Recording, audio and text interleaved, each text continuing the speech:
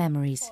It's called multisensory learning. What do we need to do to the little vowels to help them? CK. We give it a friend that makes the same sound. So what I'd like you to do, boys and girls, is to make your alphabet with your plastic letters. Now, listen carefully to this one. Tank. Tank. Oh my God, is it CK? I thought it was just K. Right. Why did you think it was just K, Cara? I thought it was just K because the N is there to protect the A. Exactly. So you're right, it is. Oh, thank you. You're absolutely right, don't worry. Cara's already breaking school rules. Well, it's definitely got a CK. You're not whispering in the back row. No, sorry.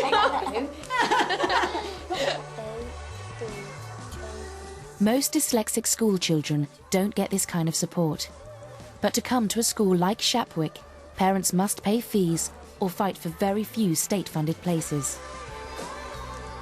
I just know that the normal way of teaching didn't go in for me, and actually now this is it, and it's kind of making me laugh because it's so funny how I know I would have...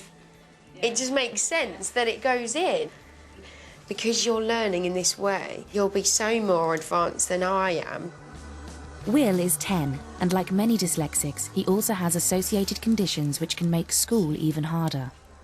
He started boarding here 2 years ago after falling behind and being picked on. What do you remember finding the most difficult? Maths. I don't like maths either. And wasn't very good at spelling. And I wasn't very good at reading either. They just made me feel like I was awkward. I wish I could be somebody else. But then when I came to this school, I realised that I want to keep who I am now because I know that I'm not stupid. What word were you practising, Will? Pocket. Pocket. As part of their English lesson, the children spell out words with physical movements. It helps the words to stick in their long-term memories. K makes you remember shield protecting the K. The shield protecting the K. Yeah, I like that one. It just goes in, doesn't it? Yeah. P-O... 10 years ago, her old school did its best to help her. But for Cara, this way of learning is a revelation. Pocket. Well done. And I've just realised today that everything I learned at school wasn't progressive at all. It was just all staggered, and I did used to put my hand up, and I was confident enough in an awkward way to say, I'm sorry, miss, whoever, what did you say again? Or what do you mean? And the teacher's answer was, you should have been listening, Cara. And I remember I didn't hear that once. I heard that over and over and over. And actually, the teachers really thought I wasn't paying attention when I was paying 100% attention. And also, you know, I was talking to the teacher today and we said how actually some kids can then go into having behavioural problems because they're told so many times that they weren't listening and they weren't paying attention and they're bad, when actually naughty kids in other schools have come to this school and they're not naughty at all. On average, 2 to 3 kids in every UK classroom are dyslexic. Will and Cara were fortunate to be diagnosed young. Cara's meeting an older pupil here, whose dyslexia wasn't picked up until his situation got really bad. Oscar is 16. He's severely dyslexic and also has associated conditions. He came to Shapwick after he was diagnosed just 18 months ago. By then, he'd already been in and out of 5 regular schools. If I was at my old school and you decided to come and talk to me, I'd think I'd probably run away. I didn't talk to people a lot. And I didn't have many friends. I used to be the one that sat at the edge of the playground watching everyone play along and, you know, chat and, you know, oh, they're all laughing and playing. And then it's, oh, he's the weird one, because obviously they didn't say he's the dyslexic one, but it's like, he's the weird one, let's move on.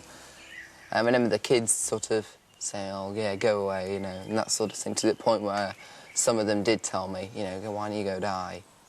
I was a mess myself because it was teachers would forced me into the class. Literally, it was 5 teachers, 1 on each leg, 1 on each arm, and 1 teacher telling them where to go. And it was, you know, you must get into the class. It was almost like just escaping prison, you felt. That's what it was. It was a prison. It was just it felt like just a wall of words, numbers and people.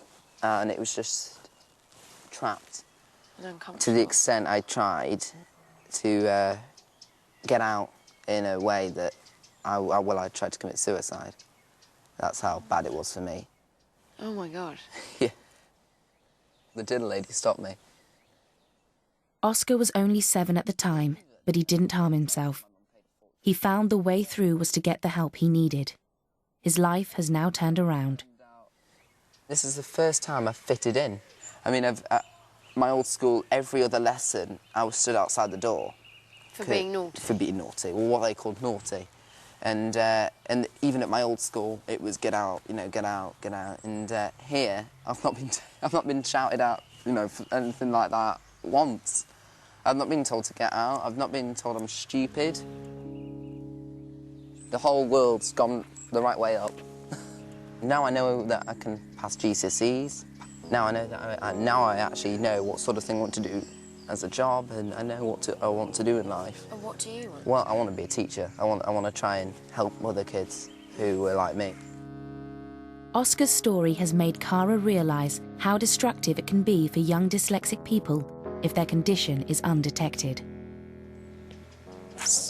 You know, just Oscar going through what he went through is just really quite sad. And, you know, you always think, oh, it's not that bad, but it was really hard. You don't really understand why, because you try, you really try, and yet it just doesn't seem to go in. That's, you know, that's a real lesson to sort of pass on to people who just aren't aware of it.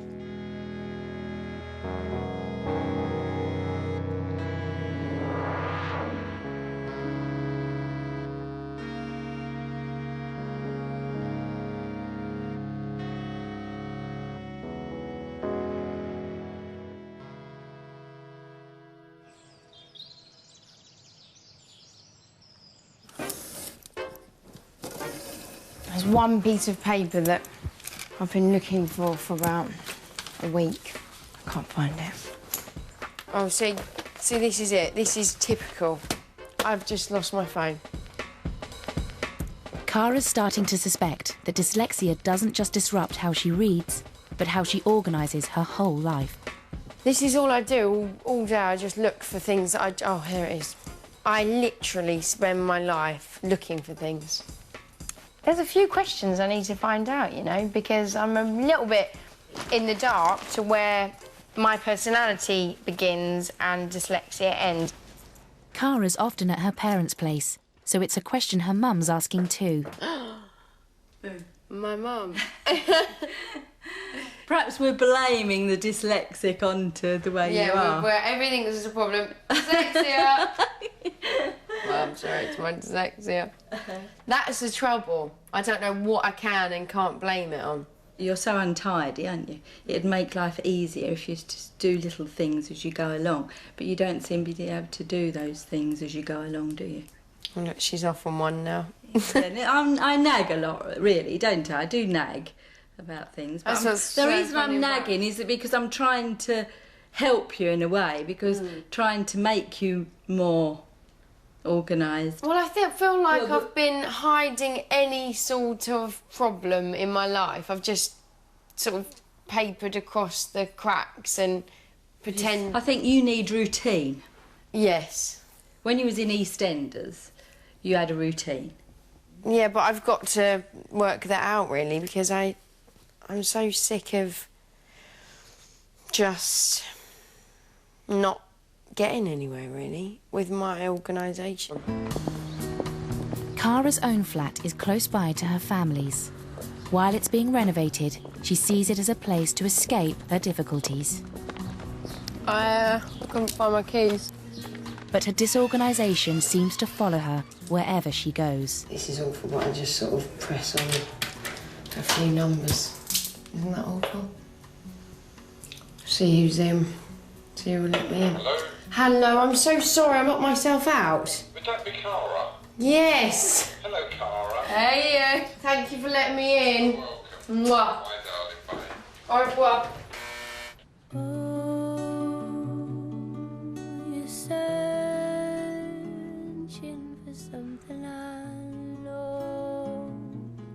Some experts believe dyslexics have stronger visual memories, which can make them more creative than others. I put the red lid back on the blue thing. If my mum was here right now, she would actually cry. She would just be upset about that red lid on the blue thing. No, that's not got a lid on it. But for Cara, painting is just her refuge from the constant feeling that she's made a mistake. There's no correct answer with art, is there? Whereas I guess in all my other subjects, there was always a tick or a cross, a right or a wrong. But in art, I think you have to be messy. You can't not be messy. That's the whole point. I just love it, and I could do it all day, every day. In a world full of written information, the words that surround us can be overwhelming for people with this lifelong condition. Catherine Kindersley tests adults to see how dyslexia might be affecting them in everyday life. Cara is meeting her for tests because she wants to know whether dyslexia is shaping the way she copes day to day. It's funny how everything happens at once. I left my job, and then me and my boyfriend are not together, and I'm moving flat, and you get a bit stressed, can't you, over silly things. Just feeling the most unorganised I've ever felt at the moment. It can make you feel a little bit worried about things, really. This is going to be a revealing session for Cara. Catherine is going to scrutinise how she copes with the information life bombards us all with. Catherine checks how well Cara can hold on to exact sequences of numbers in her memory by asking her to repeat them back. 3, 1, 4, 2, 3, 7, 1. This time, I want you to say the numbers backwards. Oh my goodness. 7, 6, 2, 4. Colours. Catherine now tests how quickly and accurately Cara can find the right words to describe the colours and images she sees. Blue, red, green, black, brown, yellow, red, black, black, brown, yellow, brown, green, red, yellow, star, fish, pencil, key, chair, star, pencil, fish, boat, star, chair, key, chair, boat, fish. OK, well done. Cara sails through some of the exercises, but they're about to become more demanding. I'm going to say 2 words to you, and I'm going to ask you how they are alike. In what way are an anchor... Today's aim is to reveal Cara's difficulties, but she's now feeling exposed as her ability to describe the meanings of words is tested. They're alike because they're forms of... My vocabulary is really not good today. I get really frustrated when I'm talking. I can't catch the word I'm wanting to use. It's just that it doesn't seem to pull out. Yeah, exactly. Pull out the right bit of the brain or from the brain when you need it. I'm just going to hear you read aloud. Mm-hmm. This is the most challenging task for Cara, especially under these test conditions. Private Charles Nodler was attached to a company, and was fighting in the jungles of Okinawa. All the men in his squad and company had been killed or severely wounded, or severely wounded. Where was Private Charles Nodler fighting? Do you remember that? In